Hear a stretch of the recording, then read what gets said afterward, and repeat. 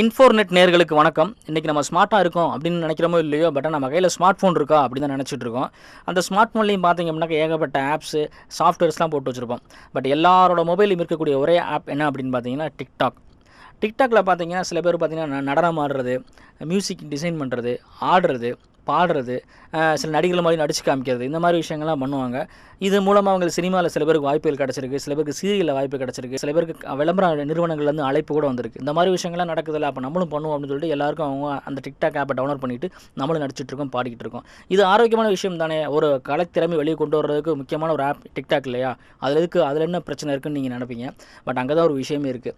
என்னன்னு கேட்டிங்கன்னா, சேலமில் குடும்பத்து பெண்கள் ப்ளஸ் கல்லூரி மாணவிகள்லாம் சேர்ந்து சேலம் சைபர் கிரைம் ஆஃபீஸில் போய் ஒரு கம்ப்ளைண்ட் ஒன்று பதிவு பண்ணுறாங்க. அதில் கம்ப்ளைண்ட் என்ன கொடுத்துருக்காங்கன்னு கேட்டிங்கன்னா, டிக்டாக்ல எங்களோட வீடியோக்கள்லாம் வந்து நாங்கள் பதிவு பண்ணி வச்சுருந்தோம். அந்த வீடியோக்கள் வந்து சில பேர் வந்து அதை டவுன்லோட் பண்ணி எங்கள் ஃபேஸை மாஃபிங் பண்ணி ஆபாச தளங்களில் அந்த வீடியோக்குள்ளே அப்லோட் பண்ணிட்டாங்கன்னு மாதிரி சொல்லியிருந்தாங்க.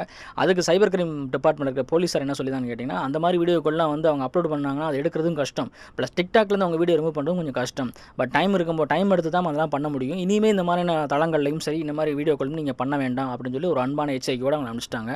ப்ளஸ் அதுக்கப்புறம் என்னென்னு கேட்டிங்கன்னா, காவல்துறை மேலும் என்ன சொல்கிறாங்கன்னு கேட்டிங்கன்னா, டிக்டாக்ல வீடியோ பண்ணுற பெரிய விஷயமே கிடையாதுங்க. பட் ப்ளஸ் ஆபாச வசனம் பேசுறது, ரெட்டையர்த்த வசனம் பேசுறது, இந்த மாதிரி விஷயங்களும் தாண்டி ஆபாச உடை அணிந்து கூட சில பேர் டிக்டாக் பண்ணுறாங்க. இதெல்லாம் வந்து அவங்களுக்கு அப்லோட் பண்ணுறதுக்கு தோதா போயிடுது.